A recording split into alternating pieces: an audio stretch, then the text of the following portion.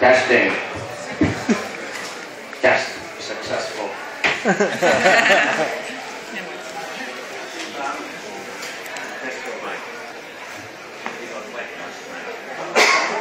Your mic got wet last night. Oh, there are many sound technicians who would be really angry about that. But as a lighting designer, I'm a bit like sound kits, Están aquí, está aquí.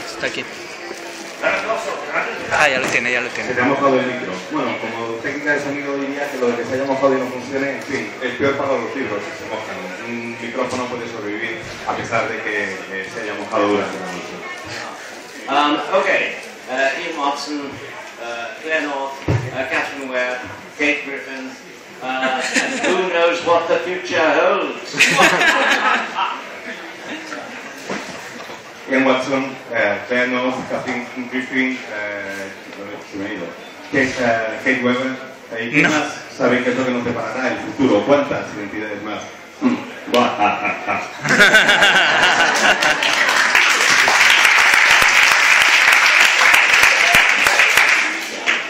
I feel a strong pre-uterine connection with weird, okay? because when she was about to come into the world, I was having happy, tipsy publishers' lunches accompanied by wine with her father, who was a lovely, lovely chap and who bought paperback editions by me. These were the golden days when a publisher would take an author to a restaurant for 3 hours. I remember that I actually got quite a high advance for paperback rights. So after the first bottle of wine, Kat's father explained to me that I was what is technically called a lost leader. They wanted to have my book at the head of their list because it was intellectual, but they knew I would lose a lot of money. These things do not happen nowadays either. I have a secret for you. If you had had lunch with my father 6 months later, your advance would have gone up by at least £2,000 if you'd asked to see the baby photos.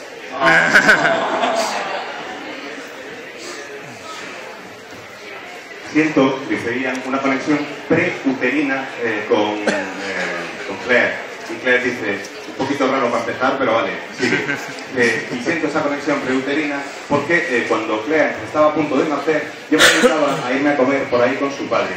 Comidas estas pantagruélicas, vamos a hacer un poco de suyo, en las que corría el vino y acabábamos un poco achispados. Y es que el padre de Claire es un tipo encantador que trabajaba como editor y había publicado algunos de mis libros. Aquellos era la edad dorada de la literatura de género, porque los autores veíamos cómo los editores nos invitaban al restaurante y podíamos pasarnos 3 horas en una comida tranquilamente. Me acuerdo, además, que me habían pagado un adelanto muy elevado por uno de los libros que iba a publicarme, y eso ya tampoco ocurre hoy en día. Y me acuerdo que mientras nos acabábamos la primera botella de vino, el padre de Claire me dijo, o de Kat, me dijo, eres lo que nosotros consideramos un líder perdido. Es el tipo de autor que queremos tener en lo alto de nuestra lista, en lo más alto de nuestro catálogo, aún sabiendo que vamos a perder dinero, porque eres el tipo de autor que es intelectual y que nos da un cierto prestigio. Esas cosas tampoco suceden ya hoy en día. Y interviene Claire y dice, pues te voy a contar un secreto. Si llegas a haberte puesto en contacto con mi padre medio año más tarde de lo que lo hiciste, igual te hubieras llevado un par de miles de libras más de adelanto si hubieras sido capaz de ver todas las fotos de bebé que te hubiera enseñado. Anyway, so you were brought up in a publishing book type family, but your parents ordered you never ever become a writer. Oh yeah. So my father was a publisher, and as a publisher he understood that all writers were utter waste of space. They were whingy, they moaned all the time. Am I allowed to swear? Yes. They were such wankers. Writers spent all their lives sat in a room by themselves going, my art, my words. And when they tried to edit them, they sit there going, you cannot appreciate my genius.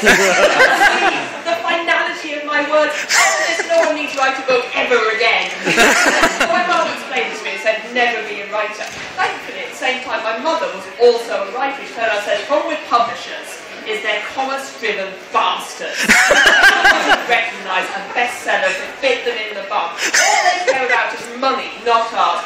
Publishers are useless, but you need them to live. Never be a publisher. Oddly enough, when I was 15-ish, I was already writing books, and my dad stopped being a publisher. He actually stopped a few years ago. When I was 15, he started writing his own books. And spontaneously, overnight, he realised that he'd got it wrong his entire career. Writing was hard. It was an art. He was suffering for his cause.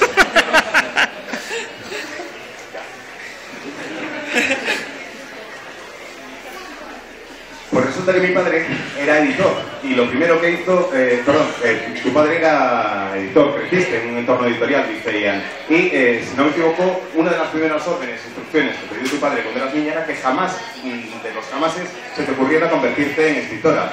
Y responde Claire, efectivamente mi padre era editor y era el típico editor que llega y dice, ni se te ocurra ser escritora, los escritores son un auténtico desastre, son, puedo decir tacos, ¿no? Son una panda de pajilleros que se quedan todo el día encerrados en su despacho diciendo, vivo solo, nadie me comprende, vivo por mi arte, por las palabras que tengo que pensar y que tengo que editar, no puedo aceptar que el mundo no entienda la genialidad de mi obra, no puede ser, y encima estos malditos desgraciados no comprenden la finalidad de lo que yo he hecho, me pretenden corregir mis palabras, nunca jamás voy a volver a trabajar con este editor.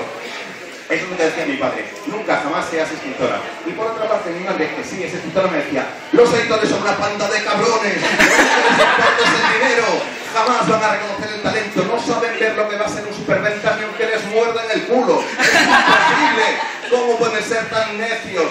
Nunca jamás de la vida te dediques a ser editora. Yo los acepto porque es una necesidad vital y alguien me tiene que pagar las facturas, pero nada más. El caso es que, como podéis imaginar, cuando tenía unos 15 años más o menos, ya estaba yo escribiendo novelas. Y mi padre, que hacía unos años que había dejado de ser editor, descubrió que se había equivocado en su vida. Descubrió que de repente era muy difícil vivir por su arte, que las palabras tenían un peso tan importante, que no había sabido reconocerlo en el pasado, estaba cansado, estaba luchando contra el mundo del antiguo editor, que ahora era escritor y descubría su arte que nadie más comprendía.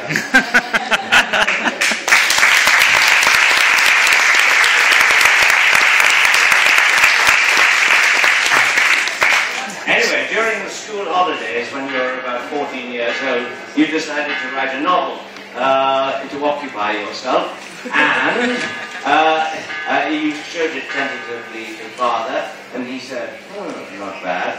And he said, I might show this to an agent, and the agent said, not bad. And the agent showed it to a publisher, and the publisher said, wow. It was published 2 years later, and it was quite a success. So this must have been confusing for your school teachers, trying to get you to pass your examinations. And meanwhile, best-selling novels were beginning to emerge from you with superb reviews. Y el caso es que durante las vacaciones escolares, a los 14 años, decides pasar el rato y entretenerte escribiendo una novela. Y le enseñas a tu padre y tu padre te dice, no está mal, se la voy a pasar a un agente. Y la gente la lee y dice, no está mal. Y la gente se la pasa a un editor, el editor dice, wow. Y empiezan a publicarla. Y te encuentras con que estás empezando a escribir ya novelas que empiezan a tener cierto éxito y durante unos pocos años te ves en la tesitura de que tus profesores pretenden que apruebes exámenes y estudios mientras tú ya estás empezando a escribir novelas a punto de convertirse en superventas. So, first thing, my publishers never really gone, wow. I wish that they would. I'm now 30, I started when I was 14, and even as a 30-year-old, I have editors coming up and going, you're very young, aren't you? You need more than. We can sense this bright literary curriculum, like I'm 18 novels in, you're way too late to mold me. No, we can shape you into something new. So that's the theme of my life. I will continue to be a young writer until I'm 45, at which point I'll maybe become one of us.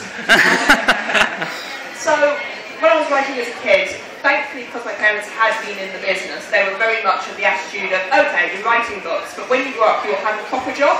Useful things. You will look after us in our old age, and being a novelist is not the way to do that. It's a real job that earns money, please, so you can support us while we go on holidays. And as a result, it was kind of hard to get swept away by it all. I was still failing French, I was still struggling in maths, I was still having a really horrid time in geography. School was still kind of my life. I went to one of those schools where if you didn't get straight A grades at everything, you would die by the age of 17. It was made very clear to us that that was our destiny. And my agent even got on board with this. I was doing my GCSEs, which is your 16-year-old exams. And I'll be getting emails from my agent going, I know you've been asked to edit this book, but don't, because your parents will kill me if you don't pass these exams. Just stop it and work on your schoolwork. And that was the theme my entire life. And still kind of is. I still have another job to try and get out of the house. I work in theatre as a lighting designer. I think it's kind of good to have that balance and not really get caught up in the madness. And this was your first life as Catherine Webb, resulting in about 6 novels of young adult fantasy. Then you became slightly free young adult and started writing adult fantasy novels as Kate Griffin, Life Number 2. And I'll get that this one. okay. She won't reply. Ojalá alguna vez mis editores hubieran hecho ese wow, en la vida me ha pasado. Si es verdad es que empecé a publicar a los 14 años y tengo 30. Y llevo toda la vida metida más o menos en este negocio. Aún hoy en día, de todas formas, con la cara que tengo y mi aspecto, hay editores que se acercan y me dicen: eres jovencita, todavía estamos a tiempo de moldearte, todavía podemos hacer de ti una buena escritora, alguien que sea capaz de crear una verdadera novela. Y yo me explico y le digo: tío, que llegas 26 años tarde, llegas 18 novelas que ya llevo publicadas tarde. Y les da igual, siguen pensando que pueden darme forma y crear algo nuevo y que sea algo novedoso. Me da la sensación de que me van a tratar como una joven escritora hasta que cumpla los 45. Y espero que a los 45 ya por fin me traten como una de nosotros. El caso es que, como mis padres conocen bien el negocio editorial, ya desde niña me dijeron que vale, que si quería escribir, que perfecto, que escribiera, pero que al mismo tiempo me tenía que preparar y buscar un trabajo de verdad. Que ellos querían a alguien que les cuidase cuando fueran mayores y que lo de ser novelista no daba pasta. Que qué iba a ser eso de pretender ser novelista y no tener dinero para pagarles las vacaciones a ellos, que era mi obligación. Así que me dijeron que me buscara un trabajo de verdad y me obligaron a tomarme con calma lo de publicar. Era muy difícil llevar una vida normal como estudiante. Yo tenía los mismos problemas que mis compañeros. Seguía suspendiendo francés, seguía teniendo problemas con las matemáticas, me seguía pareciendo horrible la geografía y encima iba a un colegio de estos en los que si no sacas sobresaliente en todo, te dicen que te vas a morir a los 17 años. Pero tal cual os lo cuento. Si no sacas sobresaliente en todo, nos decían que nuestro futuro era la muerte a los 17. Imaginaos cómo estaba entonces cuando me tocaba hacer el examen de tipo selectividad, más o menos. El examen para acabar el grado a los 16 años, para poder continuar después con mis estudios. Estaba estudiando como una loca y encima tenía un plazo de entrega de un libro. Y mi agente respetó los deseos de mis padres. Estaba de acuerdo con ellos, mis padres querían que yo siguiera estudiando y mi agente me dijo: sé que tienes una fecha de entrega, olvídate, déjate de escribir y ponte a estudiar y aprueba los exámenes, porque como no los apruebes, tus padres me matan. Así que ya sabes lo que te toca, y efectivamente es lo que hice. Me obligaron, o más bien llegué a tener un trabajo de persona normal, de los que te obligan a salir de casa cada día. Y trabajo en teatro, soy diseñadora de iluminación en teatro.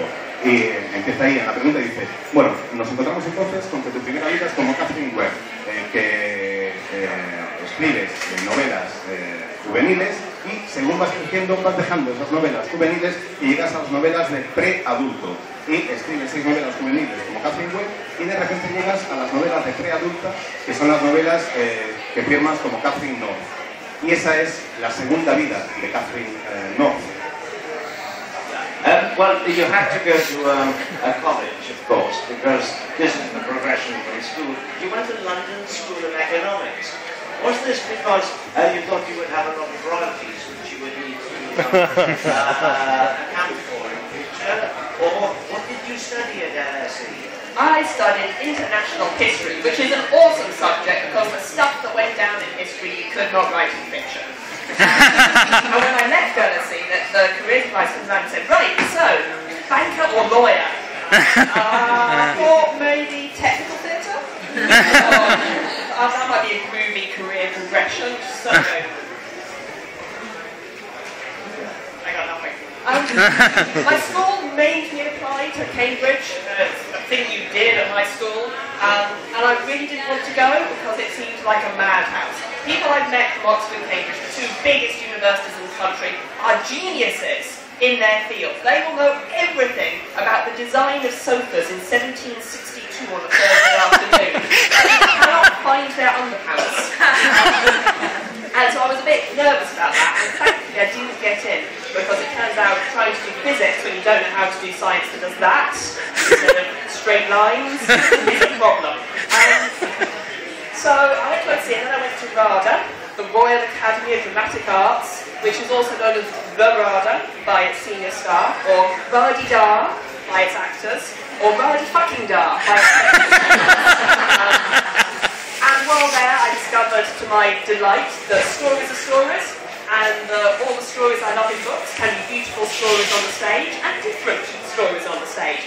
I also discovered that being 5'11", quite posh and a girl, is a problem in lighting departments. And so a word which I'm sure you're going to have fun translating is mate. In English, there's this word mate, and in lighting, it can mean mate. What are you doing, mate? It can mean mate. You did that, mate, like mate, mate, like mate. Mate. Or in production, you can be, yeah, mate. Oh, mate. I mean, mate. And I speak all those languages.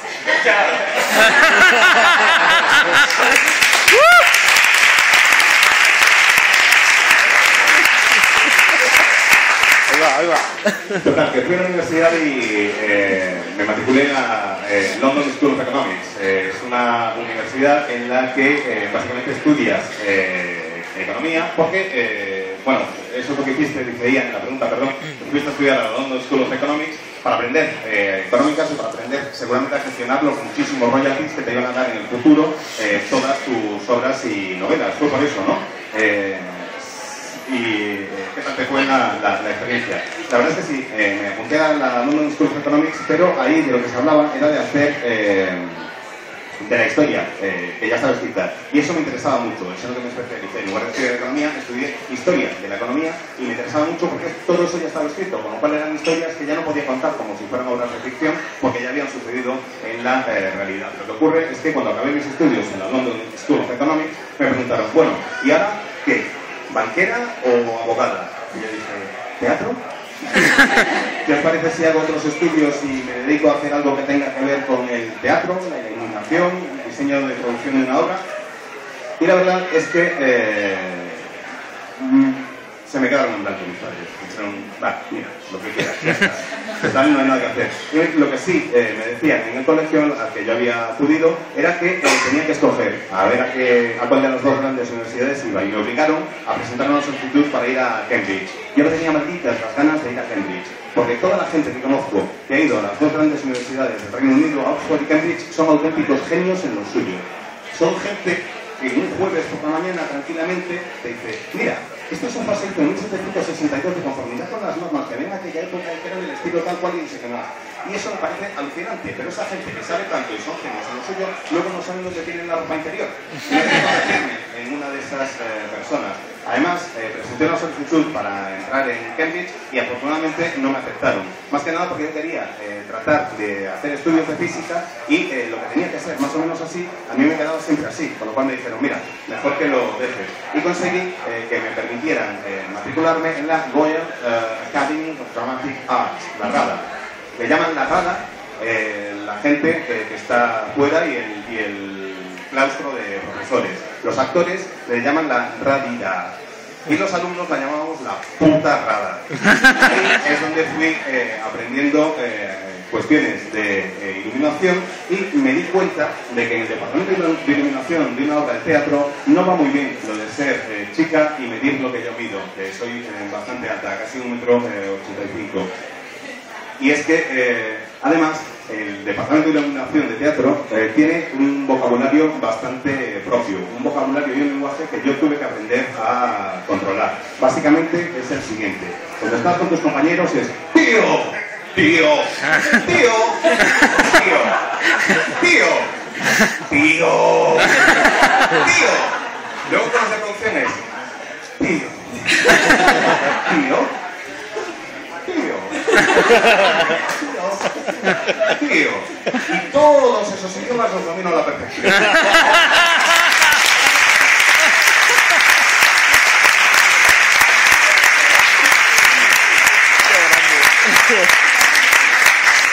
So anyway, your education was enlightening. Amidst this, you mutated into Claire North by writing a supremely good science fiction novel, The First 15 Lives of Harry Orvis, which immediately won, well, after the publication, the John W. Campbell Award for Best Science Fiction Novel of the Year, completely deservedly.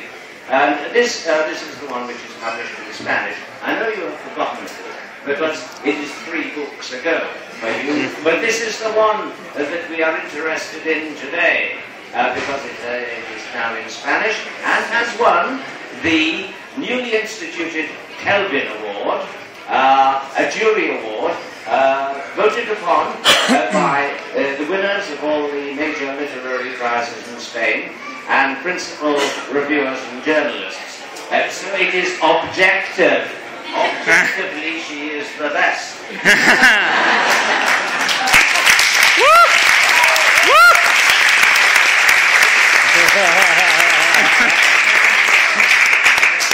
Total, que tu educación fue muy iluminadora, por lo que parece. Fue toda una iluminación poder cursar tus estudios y en el proceso de hacerlo mutaste y te convertiste en Claire North y escribiste en una novela de ciencia ficción, tu primera novela de ciencia ficción, que son Las primeras 15 vidas de Harry Orvis, con la que ganaste el J.W. Campbell, el premio a la mejor novela de ciencia ficción del año en el Reino Unido, un premio absolutamente muy merecido y ya sé que ya te has olvidado de esa novela porque llevas otras 3 desde entonces, pero es la que te ha traído aquí esta vez y es la que nos interesa hoy. Es una novela que ha ganado muchos premios inmediatamente después de su publicación, mejor dicho, y entre ellos se cuenta ahora el Kelvin 505, que es la primera edición del Kelvin 505, un premio establecido este año en el Festival Celsius 232, en el que un jurado de ganadores de los principales premios de literatura de género en España y periodistas y diseñadores de renombre y cierto calado han decidido hacer una votación que será pública en breve y eso demuestra que objetivamente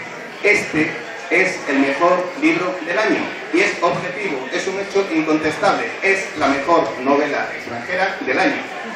Punto.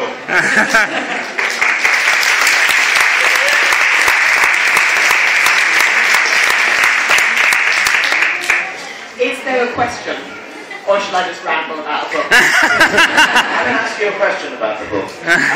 The theme of the book, spoiler, is that a guy lives through his life and dies, and then is reborn at the same time as he was born originally, and at the age of 3 or so, the memories start to return.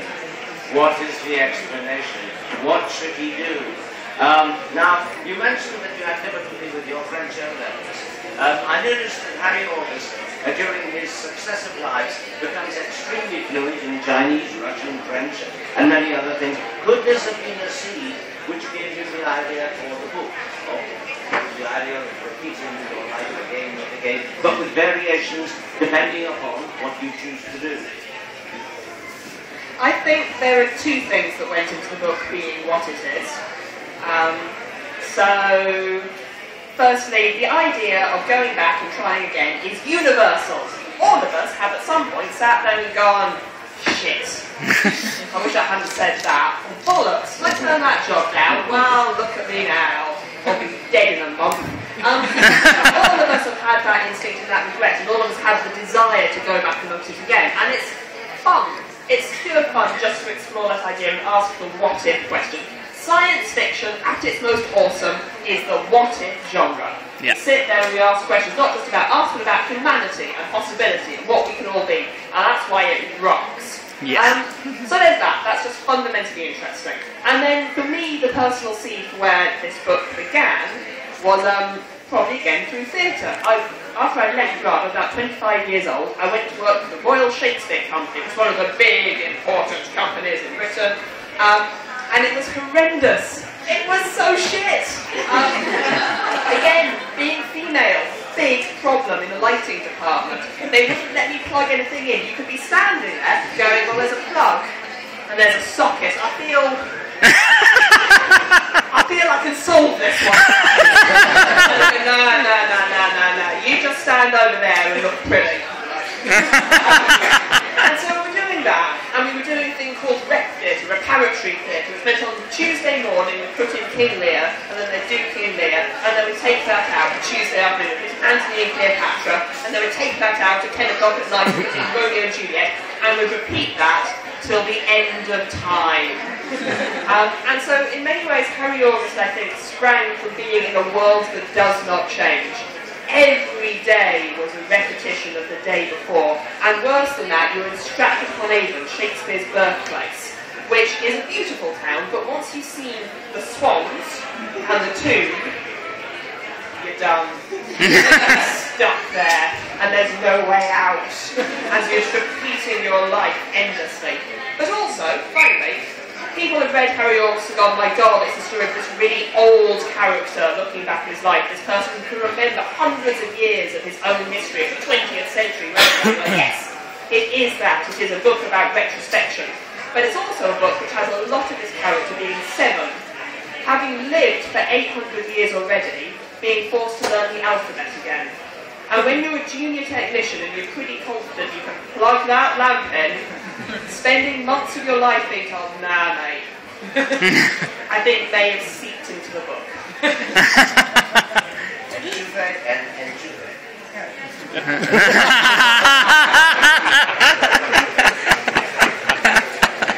Good luck.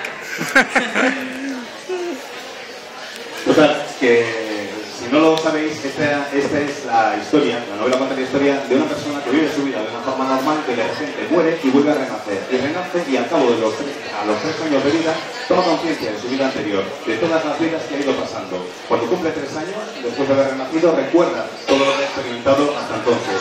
Y va acumulando toda esa experiencia y va viviendo su vida de nuevo, pero sabiendo lo que le había ocurrido en las vidas anteriores. A mí me gustaría saber cuál es la semilla de la que surge esta novela.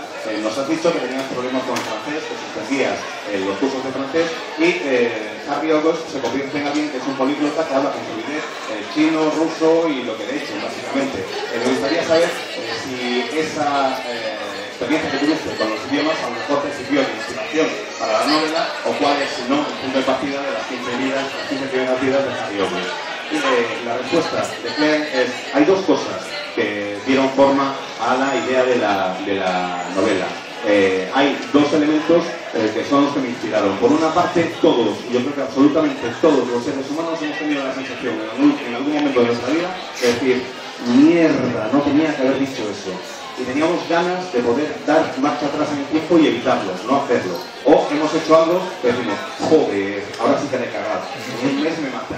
Y estoy seguro que todos hemos tenido absolutamente esa misma sensación. Y era una idea que quería explorar. Y para poder explorar esa idea no hay nada mejor que la ciencia ficción. Porque la ciencia ficción es, en realidad, en esencia pura y dura, el responder a la pregunta, ¿y si? El plantearte los interrogantes de, ¿y si pasara otra cosa distinta? ¿Y si nosotros fuéramos distintos? ¿Y si la humanidad hubiera vivido o hubiera tomado una decisión diferente? Y puedes explorar todo lo que pudiera haber sido. Y por eso la ciencia ficción mola. En cuanto a la semilla personal, ¿de dónde surge esa historia? Bueno, yo os he dicho en mis estudios como técnica de iluminación de teatro, y resulta que a los 25 años, una vez acabé los estudios, me contrataron en la Royal Shakespeare Company, que es una de estas compañías importantes de teatro en el Reino Unido. Y empecé a tratar de trabajar con ellos. Ya os he dicho que había problemas siendo una chica en el departamento de iluminación mientras estudiaba. Pues imaginaos en una compañía tan importante y tan grande como esta. Os aseguro que me pasé literalmente meses diciendo, vamos a ver, tíos, yo sé que soy novata, ¿vale? Sé que acabo de llegar y tal, pero bueno, a ver, llevo unos meses aquí, ¿puedo hacer algo? No, tú tranquila. No, pero de verdad, mirad, aquí hay un enchufe. Me que hay un cable de alimentación. Yo creo que igual, esta sí la puedo resolver yo sola, ¿eh? Cable de alimentación, enchufe. Yo vengo hasta ahí igual sí que llego. Me decía, tío, quédate ahí y quédate con cara bonita y ya está. Y encima, yo estaba en un departamento que se llama de reparación de teatro, básicamente, o reparative theater. Es básicamente un departamento que se encarga de decir, vamos a ver, ¿cuál es el programa de la semana? Martes por la mañana, empezamos con los 6 días, perfecto. Pues hay que montar y desmontar rápidamente. A mediodía tenemos que montar Antonio y Cleopatra, que es lo siguiente que van a representar. Y por la tarde Romeo y Julieta. Y eso sí, una y otra vez, una y otra vez, una y otra vez, siempre repitiéndolo. Yo creo que de ahí surge la idea del personaje de Harry, alguien que vive en un mundo que no cambia, va viviendo siempre la misma vida. Además, la compañía, la Royal Shakespeare Theatre, el company, perdón, tiene su sede, tiene su base en Stratford-upon-Avon, que es la localidad natal de Shakespeare. Es preciosa, pero una vez has visto todos los cisnes que pululan por allí y te has ido a ver la tumba, no hay nada más. Estás perdida. Estás en un lugar donde todo se repite constantemente una y otra vez y vives sin fin y en un bucle. La gente que lee el libro siempre dice que, claro, es un libro acerca de la retrospectiva, un libro acerca de la identidad y del pasado. Pero imaginaos cómo se podía sentir mi protagonista pensando, vamos a ver, he vivido cientos de años en este mundo, tengo esta experiencia acumulada de decenas de vidas. Y claro, como parece que tengo 7 años, tengo que volver a aprender a leer. Me tienen que volver a enseñar a leer, cuando yo ya sé sin ningún problema.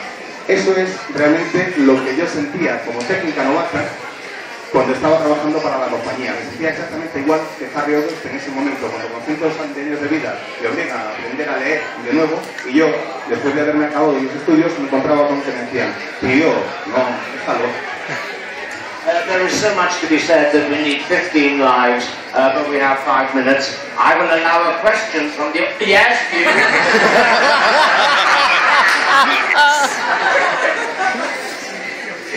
Mi pregunta es, en todos tus libros, en Harry August, en Hope, en Touch, en The Games House, los personajes tienen algún poder especial que les separa del resto de la humanidad. Es a la vez una bendición y una tortura porque no pueden mezclarse con el resto de las personas. ¿Por qué te interesa explorar este tema en todas estas obras? So, in the book's name, the characters all have something about them that makes them stand out from the world. I used to write urban fantasy. I loved writing urban fantasy. I wrote witches and wizards and sorcerers, and it was great. And shit went down and stuff blew up, and it was fun. Books should be entertaining and joyous. And if on the way they happen to have, stuff to say about humanity and the brotherhood of all people, bonus. And so I've always been interested in writing stories about people who are apart. But with Claire North, I think apartness is to me more important than special. It's not about someone has to be special. We have this trope in science fiction and fantasy, and the way the story begins is with the prophesized prince who is special. And actually that's a not very meaningful trope. All of us are the heroes of our own stories. All of us are special. We don't necessarily need that to set a story going. What interests me is having a different perspective on the world, on having someone whose condition, whether they can't die, whether they don't have their own physical body or gender, means they look at the world in a different way. So Harry August, for example, lives the 20th century and then lives it again, which means when he comes back to the 1930s, he's lived in the 1980s, and he will listen to the racism and the bigotry and the intolerance of the 1930s, and hear it spoken as truth. And from 15 years in the future, we'll be able to go, no, it's bullshit. But the ideas we believe in the wholeness of now. I don't know if that makes sense, but I hope it does. You and I and all of us here probably believe that we are good people. We believe, or at least we try to believe maybe, that we strive for something moral and true and something honest to ourselves. In 50 years' time, it is more than possible people will look back on our society and go, what were they fucking thinking? Like, seriously, what were they not? My country has just voted to leave the EU because we're fearful fools. And in 50 years' time, we're going to look back on that and go, what were you thinking? But the people who voted for that believed honestly in their choice. And so what I'm interested in is not superpowers, particularly, what I'm interested in is how a difference can change how you see the world. And I think that's kind of quite important, both for characters but also to readers. The point of reading a book, ideally, is to have fun, enjoy escapism, but also to be able to see the world from someone else's eyes. To be a man, happy reading the point of view of a woman. To be a woman, happy reading the point of view of a man.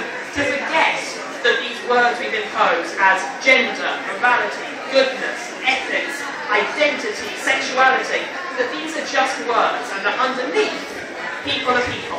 And sometimes writing a book with a difference can help you remember that fairly samey truth. Not very funny, Escribía fantasía urbana, es lo que empecé a hacer al principio de mi carrera. Me encantaba escribir historias con magos y brujas, donde pasaban cosas, había explosiones y todo, y era muy divertido. Y la verdad es que me gustaba dedicarme a todas estas cuestiones. Me gustaba además encontrar una forma distinta de hablar acerca del mundo. Tú cuentas una historia para que sea divertida. Si de paso el libro, aparte de entretener, te cuenta algo acerca de la humanidad, te cuenta algo acerca del mundo que te rodea, genial, mejor que mejor. Es verdad que todo lo que he escrito como Claire no tiene ese elemento de personajes que están, más que ser especiales, están al margen, están separados, son distintos. Uno de los tópicos más habituales del género de fantasía, de la literatura de género, es, por ejemplo, el príncipe de la profecía. El tipo que está destinado a ser el gran héroe que salve a la humanidad. Y eso es lo que nos pasa absolutamente a todos. Todos somos los protagonistas, los héroes de nuestras propias vidas. Todos nos sentimos así. A mí lo que me interesaba no era utilizar ese tipo de tópicos, sino ver el mundo desde una perspectiva distinta, presentar el mundo de una manera un tanto diferente. Por eso mis personajes tienen peculiaridades. O no pueden morir, o no tienen cuerpo, o no tienen género, o no tienen sexo. En el caso de Harry August vive el siglo XX, lo vive una y otra vez, lo revive. Y la primera vez que vive los años 30, lo vive por primera vez, pero es que llega a vivir hasta los años 80. Entonces, cuando vuelve a vivir su vida por segunda y veces sucesivas, sabe que lo que se cree en los años 30 no va a ser ya lo correcto. Entiende la cantidad de racismo, por ejemplo, y de violencia que había en la década de los años 30. Sabe que 50 años más tarde la gente, la sociedad, va a pensar que lo que era correcto en los 30 ya no lo era. Y normalmente la gente pensará en el pasado y dirá, ¿pero qué hacían estos? Hoy en día creemos firmemente que lo que son nuestras creencias es lo correcto. Creemos que la forma en que nos comportamos es la adecuada. Todos estamos seguros de que estamos intentando ser buenas personas. Y probablemente dentro de 50 años nos dirán, ¿pero en qué coño pensaban estos? ¿En qué cojones pensaba esta sociedad? Yo vivo en un país, bueno, el Reino Unido acaba de votar por millones de gobernados para abandonar la Unión Europea. Y la gente que ha votado a favor de abandonar la Unión Europea seguro que lo hacía de buena fe, seguro que lo hacía pensando que era la decisión adecuada. Pero estoy convencido también que dentro de 50 años nuestros descendientes dirán, ¿pero en qué coño pensaba esta gente cuando hicieron eso? Es lo mismo que ocurre con mi personaje entre los años 30 y los años 50. No me interesa tanto que tengan poderes o que sean especiales, lo que me interesa es la diferencia. Porque si eres capaz de adoptar una perspectiva diferente a la perspectiva del otro, ves el mundo con unos ojos totalmente distintos. Creo que eso es importante, no solo para los personajes, sino también para los lectores. Tú lees un libro para divertirte, sí, lees un libro para entretenerte, pero también al leer un libro estás aprendiendo distintas perspectivas. Si lees un libro y eres una lectora y tienes un personaje masculino, puedes aprender a ver el mundo desde una perspectiva masculina. Si eres un lector y la protagonista es una mujer, desde una perspectiva femenina. Las palabras lo que representan son cuestiones como género, moral, identidad, ética, sexualidad, pero en el fondo no son más que palabras. Lo que subyace es de la persona. Y lo que es importante es darte cuenta de que hay personas que tienen perspectivas totalmente distintas a las tuyas y que las palabras de un libro pueden servir precisamente para que te pongas en sus zapatos y veas el mundo con ojos distintos. Y